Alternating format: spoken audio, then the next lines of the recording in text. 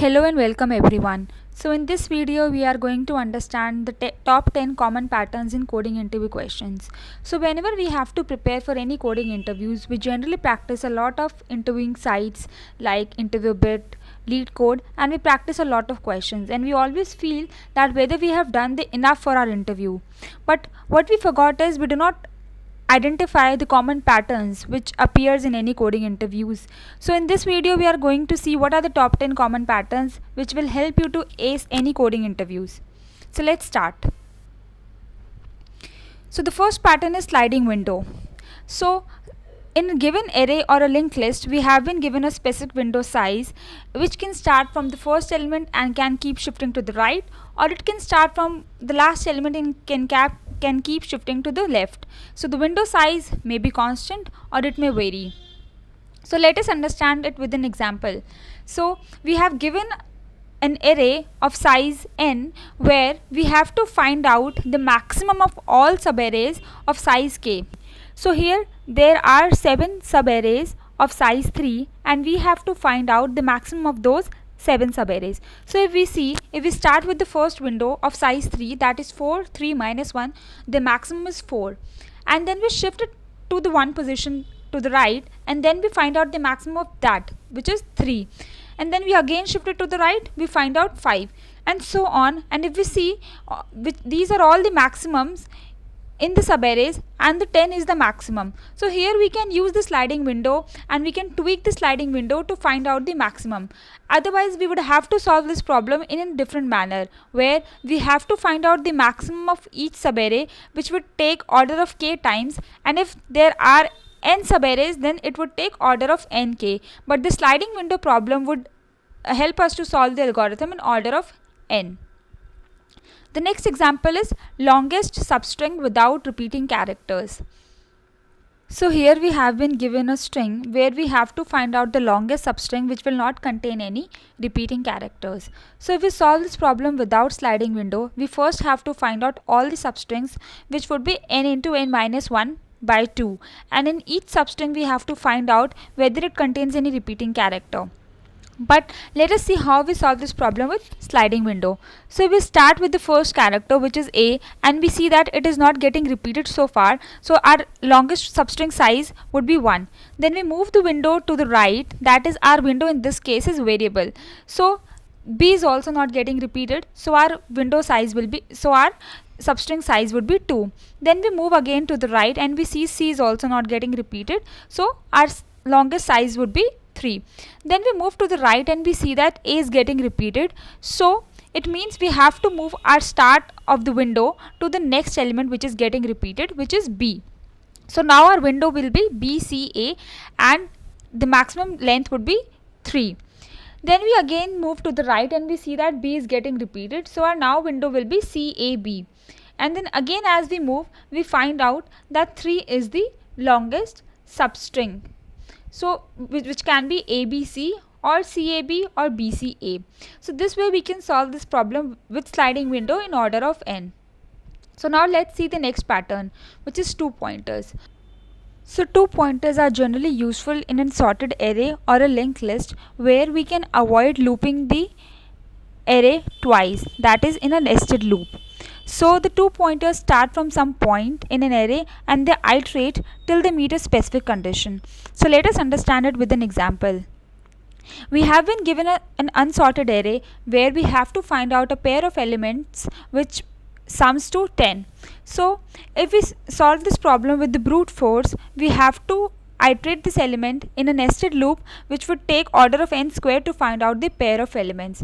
But we can optimize our algorithm using this 2 pointers approach. So first we can sort the array and then we can use the 2 pointers where the first pointer will start from the first element and the second pointer will start from the last element. So here -2 is the first pointer and 10 is the last pointer, and we sum these elements, which is 8. So 8 is less than 10, so it means that our sum is less than the required sum, so we have to move to the right. So our first pointer moves to -1. Then we again sum the element which sums to 9, and we again know that 9 is less than 10, so we have to move our first pointer to the right. Then we move to 2 and 10, and the sum is 12. So now we know that 12 is greater than 10, so we move the last pointer to the left. So now we get 2 and 8, which sums to 10. So in this way we can solve this problem in order of n log n, where sorting takes the higher complexity than this pairing algorithm. So we can avoid order of n square time complexity. So now let's see the third algorithm, which is fast and slow pointers. So this approach is also called hare and tortoise algorithm, and here we use two pointers which move through the array at a different speeds, and this approach is useful while dealing with cyclic linked list or arrays. So let us understand it with an example. So we have been given a linked list where the cycle exists in a linked list which is of 10, 1 and 2, and we have to find out whether there is a cycle in the linked list or not. So we start using the two pointers, which is slow pointer and fast pointers, which moves at different speed. So slow pointers move one step forward, whereas fast pointer moves two steps forward. So for example, now it comes to 8 and the fast comes to 10. So it moves again forward to one step and two steps. So this way we see that fast and slow pointer meets at a specific point. So whenever they meet, so now we know that the cycle exists in a linked list. So this approach can be useful for finding the cycle in a linked list or can be used in other algorithms too. So now let's see the next algorithm, which is DFS. So depth first search is an algorithm for traversing or searching tree or graph data structures. The algorithm starts at the root node or any arbitrary node in case of graph, and it explores its child nodes as far as it can go and then backtracks. So let us understand it with an example. So here we have been given a graph where we can assume that 1 is the start node of the graph. So we start from 1, then we print it, and then we explore more childs of 1, which is 2. Then we explore childs of 2, which is 3, then 4. Now 4 does not have any child, so we backtrack to 3. Then we explore 5, and 5 has no child. Then we backtrack to 3, and 3 does not have any more child, so we backtrack to 2. So now 2 explores to 6, and again we backtrack to 1. And this way we explore each child node of the node and then backtracks and then explore more nodes. So given below is the depth first order of the given graph. The next pattern is BFS. So BFS is an algorithm also useful for searching in the tree or traversing the graph data structures, and it starts at the tree root or some arbitrary node in a graph and explores all the neighbor nodes at the present depth before moving to the next depth level. So DFS uses the stack, whereas BFS uses the queue. So now let us understand it how it is different from depth first search. So here 1 is the start node of the graph. Then we explore all the neighbors of the 1, which is 2, 7, 8, before moving to the neighbors of 2. So that is before moving to the next level, that is to the 3, 6, 9, 12 level, we explore all the children of the 2, 7, 8 level. So now the breadth first search would be 1, 2, 7, 8, 3, 6, 9, 12, 4, 5, 10, 11. So this is how it is different from depth first search.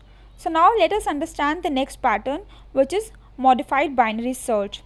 So whenever we have been given a sorted array like a linked list or a matrix and we have to find out a certain element, that is we have to search a certain element, the best algorithm is binary search because it takes order of n log n time rather than the linear search which takes order of n time. So now let us see with an example. So here we have been given a sorted array and we have to search 6 here. So now we start from start and end and find the middle element, which is 5. Now we know that we have to find out 6 here, which is greater than 5. So we know that it will lie to the right of the 5. So we move our start pointer to the next of the middle element, which is 6. Now the start is 6 and the end is 8. So now the middle would be 7th. So now we know that 6 is less than 7, so 6 would lie to the left of 7. So we move our end pointer to the left of the middle element. So now our start and end would point to the same element and our middle would be 6. So now we know that we have found out an element and we can return its position. So in many algorithms, we modify the binary search, like if we have been given a rotated sorted array, we can use our binary search and modify it and find the element in order of log n rather than linear searching. So the next algorithm is topological sorting. So topological sorting is a linear ordering of vertices such that every directed edge, that is u to v, vertex u comes before the v in the ordering. So topological sorting for a graph is only possible in a directed acyclic graph. If the graph is not a directed acyclic graph, topological sorting is not possible. So let us see it with an example. Here we have been given a graph and we have to find out the topological sorting of it. So topological sorting is kind of a prerequisite before visiting a node. So if we see here that 0 nodes has 2 incoming nodes, that is 5 and 4. So that means that before visiting node 0, we have to visit node 5 and 4. And if we see that 5 and 4 does not have any incoming edges, it means they do not have any prerequisite. So we can visit them first. And second node has one incoming edges, which is 5. So it means that before visiting node 2, it is mandatory to visit node 5. So this is how the topological sorting. So this is generally used where we have to where we have an examples like where we have to meet some prerequisite in a course schedule and so on. So this differs to the DFS, whereas the DFS of this algorithm might be different than the topological sorting.